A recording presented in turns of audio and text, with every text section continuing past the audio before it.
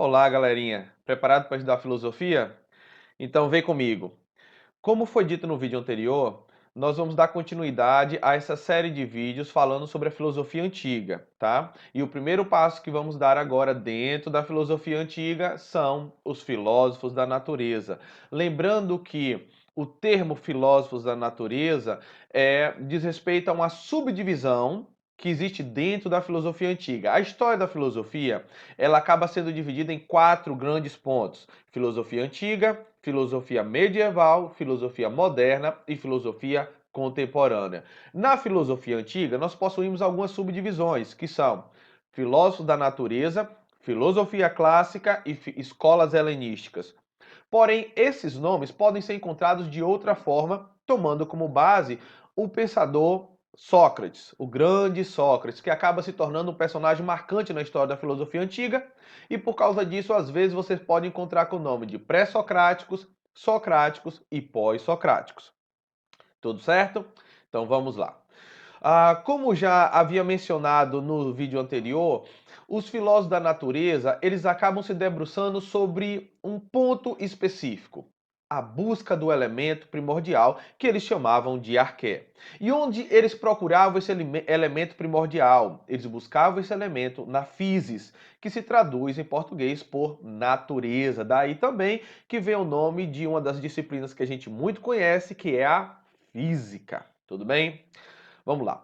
Uma coisa importante para a gente discutir nesse momento é que as escolas de pensamento, elas foram divididas assim, tá? Por uma questão didática, com base na forma que esses pensadores, aqueles que compunham cada uma dessas escolas, como esses pensadores se reuniam em torno de um pensamento em comum. Por causa disso, a gente acaba dividindo essas cinco escolas: escola de Mileto, escola de Éfeso, escola pitagórica, escola eleata e escola pluralista. Tudo tranquilo? Fácil até agora, né? Vamos lá. Vamos para a primeira escola, escola de Mileto. Na escola de Mileto, a gente encontra alguns nomes muito conhecidos na história da filosofia. Tales, o primeiro grande filósofo, Anaximandro, seu discípulo, e Anaximenes, o discípulo de Anaximandro. Tudo bem? Vamos lá. Tales. Tales ficou conhecido na história da filosofia, além de ser considerado como o primeiro filósofo, porque ele apontou um elemento como sendo o elemento primordial, como sendo o arqué. Ele falou que esse elemento seria a água. Agora, por que Tales afirma que a água seria o elemento primordial? É fácil. Se você analisar, tudo que é vivo depende de água. A água é um elemento necessário para a existência, além de se manifestar nas três formas que nós conhecemos sensivelmente a natureza, que é a líquida, sólida e gasosa. Lembrando que talvez essas concepções ainda não estivessem bem claras para Tales, mas mesmo assim ele fala muito sobre a umidade, que é a condição da água, e o seco, e essa relação entre úmido e seco que faz com que surjam todas as coisas que existem na natureza. Tudo tranquilo? Beleza. Anaximandro. Anaximandro, já um pouco diferente de Tales, ele não vai falar sobre um elemento específico encontrado na natureza, mas ele vai falar sobre uma força, uma energia, um ilimitado, que ele chama de apeiron. Tudo bem? Esse apeiron seria um indeterminado, um indefinido. E esse seria a força, ou a energia, ou algo que deu origem a tudo que existe no universo, no cosmo, como os gregos costumavam a chamar. Anaxímenes. Anaxímenes ele vai falar que o elemento primordial é o ar. Só que um pouco mais do que Tales, ele vai um pouco mais à frente e ele afirma que é as relações que existem no ar, de condensação e rarificação, que faz surgir tudo o que existe. Então ele expande um pouco mais o pensamento de Tales, não afirmando qual é o elemento, mas como as coisas são criadas a partir desse elemento, que seria a condensação e a rarificação. Tranquilo? Vamos lá. Outra escola muito conhecida também entre as escolas filosóficas, nos filósofos da natureza, é a escola de Éfeso com um personagem, um dos mais importantes, que é Heráclito. Gente, preste muito atenção acerca de Heráclito e Parmênides, que nós iremos falar logo após, porque esses dois pensadores, Heráclito e Parmênides, é que vai ajudar a Platão criar a teoria das ideias, uma teoria muito importante na história da filosofia e recorrente em questões em todas as avaliações em torno da filosofia. Beleza? Então vamos lá. Heráclito. Qual era o elemento primordial, o arqué, para Heráclito? Seria o fogo. O fogo representava o devir. O que é o devir? O que seria o devir? Devir é o movimento, é as coisas em constante transformação. Heráclito é um defensor do movimento. As coisas não são estáticas, mas elas mantêm constante movimento, constante transformação, como uma semente que se transforma em planta, planta em árvore e assim sucessivamente. Vamos lá. Algumas frases marcantes desse pensador. Uma frase que praticamente todo mundo conhece é: não se pode entrar ou banhar duas vezes no mesmo rio. Por que, Heráclito? Por que não se pode banhar duas vezes no mesmo rio? Porque nem as águas são as mesmas, nem a pessoa é a mesma. Ou seja, Heráclito afirma a transformação, o constante estado de mudança, seja das coisas físicas, seja do próprio ser humano. Outra frase muito importante de Heráclito é a afirmação que nada é permanente, exceto a mudança. Pegou? Nada é permanente, exceto a mudança. As coisas estão em constante devir, em constante transformação. Outra frase muito importante é: o caminho para cima e o caminho para baixo são um único caminho. Analise comigo uma coisa. Uma montanha representa uma subida ou uma descida? Tanto subida quanto descida. Isso vai depender muito do sujeito, de onde o sujeito está localizado. Se ele está no cume, obviamente a montanha representa uma descida. Se ele está na parte de baixo, a montanha representa uma subida. Mas a montanha em si não é nem subida, nem descida, ou os dois ao mesmo tempo. Tudo bem? Eu gostaria de relembrar uma coisa. Todas essas frases, esses pensamentos que nós temos cerca de Heráclito ou de qualquer outro pensador, basicamente esses manuscritos não existem mais. Tudo que nós temos acerca dos pensadores que fazem parte da história da filosofia da natureza se perdeu. O que a gente tem deles são relatos sobre ele de outros pensadores, de outros filósofos que acabam mencionando esses textos, ora em partes, ora completo, mas o texto mesmo, original, não há mais, ele acabou se perdendo no decorrer da história. É uma pena, porque não dá para a gente saber com muita profundidade o que esses pensadores pensavam, mas apenas algumas frases, algumas citações, e a partir disso a gente começa a fazer especulações. Tudo bem? É importante saber disso. Vamos lá, próxima escola, escola pitagórica. Vem uma figura que vocês muito conhecem aí, que é o famoso Pitágoras. E o que seria arqué, o elemento primordial para Pitágoras? Segundo Pitágoras, o elemento primordial é número. São os números, tá? Segundo Pitágoras, tudo que existe no universo é regido pela matemática, pelos números. Tem uma frase muito conhecida dele que diz: o princípio de tudo é o número. Tá? Quando você começa a analisar e estudar um pouco as teorias de Pitágoras, você vai ver que ele fazia parte de uma religião muito importante para a formação do pensamento dele, que era o ofismo. Tá? Tinha algumas práticas bem peculiares, mas isso não é importante agora, senão o fato de que tudo para ele é regido por números, e esses números é possível encontrar na natureza, no universo, nas pessoas. Existe uma proporção áurea, número ouro, tá? Que vai reger todas as coisas que existem no universo. Então, qual era o elemento primordial para Pitágoras? Números. Escola eleática, de uma figura muito conhecida, como eu falei, Parmênides. Não podemos esquecer, nem de Heráclito, nem de Parmênides. Muito importante, muito importante.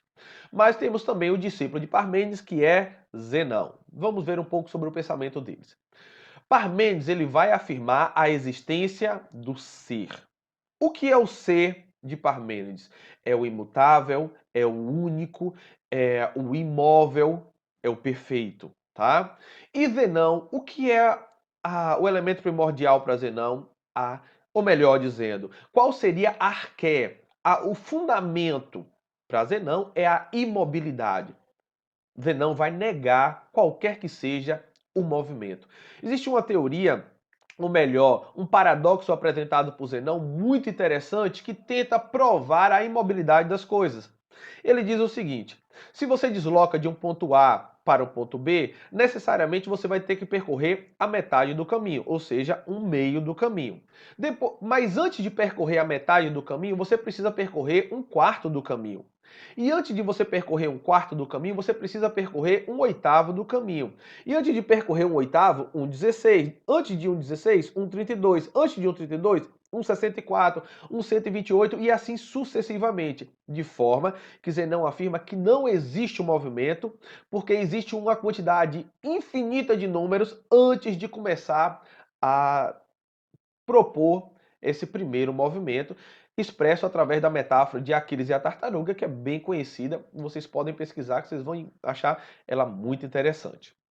Pois bem, vamos analisar algumas frases de Parmênides. Ele afirma a unidade e a imobilidade do ser. O que isso significa? Ora, diferente de Heráclito, que afirmava a constante transformação das coisas, Parmênides afirma que não há mudança entre as coisas. Quando você vê algo, você provavelmente está sendo conduzido pela ilusão dos sentidos. Quando você vê a mudança de algo, provavelmente você está sendo conduzido pela ilusão dos sentidos. Mas um objeto qualquer, seja ele o que for, como uma mesa, uma cadeira, qualquer que seja o objeto, ele não muda. Ele permanece único em sua essência. O ser enquanto ser, tá? E uma das coisas muito legais que está relacionado a isso é que ele fala que o ser é enquanto o ser não é. Se o ser é e o não ser não é, eu posso afirmar a partir disso que do não ser nada surge. Porque o não ser não pode criar. Ou seja, as coisas não surgem do nada.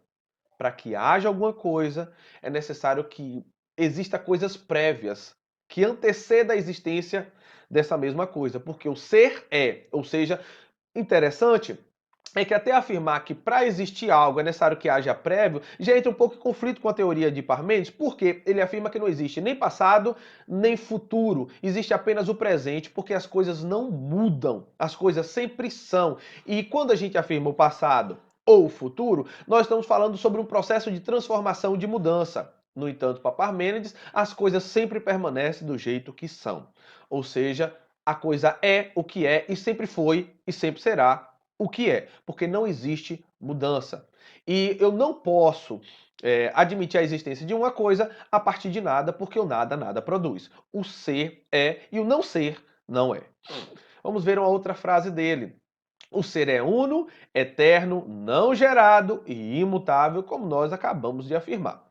O mundo sensível é uma ilusão. Por que Parmênides afirma sobre a ilusão do mundo sensível? Lembrando que o mundo sensível é o mundo perceptível pelos órgãos sensoriais. Por que Parmênides afirma que isso é uma pura ilusão? Porque os órgãos sensoriais, eles nos enganam o tempo todo, tá? É só você imaginar que por vezes você imagina ver algo, quando você olha novamente, você percebe que não estava ali o que você supunha ter visto, você imagina ter escutado algo, mas depois você procura e você não, eu acho que eu escutei, mas não tem ninguém. E assim sucessivamente. Os nossos órgãos sensoriais nos pregam peças. Por isso que os mágicos são tão famosos, né? Eles brincam com os nossos órgãos sensoriais. Então, os órgãos sensoriais nos provocam ilusões. Parmênides afirmava que o mundo dos sentidos, mundo sensível que nós vivemos, que é o mundo percebido pelos sentidos, é uma pura ilusão. Por quê? Porque nós vimos mudanças quando essas mudanças de fato não existem. Não se confia no que vê. Uma nova retomada, a questão dos órgãos sensoriais, tudo bem? E a essência das coisas não muda. Se você pensar comigo, por exemplo, pense em um objeto qualquer, como por exemplo um lápis. Esse lápis que você acabou de pensar Ele não muda, ele permanece sempre o que ele é. Ora, mas quando a gente olha um lápis na natureza, a gente vê que ele quebra, ele se decompõe, ele se transforma em, sei lá, pó de madeira ou qualquer coisa que seja. A questão é, essa mudança é uma pura ilusão dos sentidos, porque na verdade, se você pensar no lápis, o lápis sempre permanece na sua cabeça da mesma forma. Não há mudança enquanto no pensamento, porque o pensamento representa a essência. E a essência, ele não muda. O lápis, eu penso um lápis agora, vou pensar um lápis amanhã, e esse lápis que é produzido na minha memória, na minha imaginação, ele permanece sempre o mesmo lápis, provando, segundo Parmênides, que o ser, a essência, ela não altera, o que altera é o mundo sensível por causa de uma ilusão dos sentidos. Pegou? Vamos lá. Vamos para a última escola, a escola dos pluralistas. E aí a gente tem figuras como Empédocles, Anaxágoras e Demócrito. Vamos lá. O que Empédocles afirmava? Ele afirmava que tudo que havia no universo era a partir de 4 elementos. Olha uma mudança que nós vemos aí agora. Até então, os filósofos anteriores afirmavam que o universo havia sido formado por um único elemento, seja ele água, seja ele o fogo ou qualquer outra coisa, o ar, mas era apenas um elemento. A partir de Empédocles, olha como a gente já vê uma mudança na forma de pensar. A gente já vê uma pluralidade, por isso que são chamados de pluralistas. Não é apenas um elemento, mas segundo Empédocles, são 4 elementos, que são eles: o fogo, a água, a terra e o ar. Tá? Representa os 4 elementos: água, fogo, terra e ar. Tá? E ele fala que a união desses elementos, eles vão produzir, obviamente, tudo que existe no universo. Tudo tranquilo? Beleza, vamos lá. Anaxágoras. Anaxágoras, ele vai falar sobre coisas infinitas em pequenez, em quantidade em pequenez, que ele chama de sementes, tá? Essas sementes são é, substâncias ínfimas, não perceptíveis aos olhos nus, mas ele fala que existe em tudo que está posto no universo.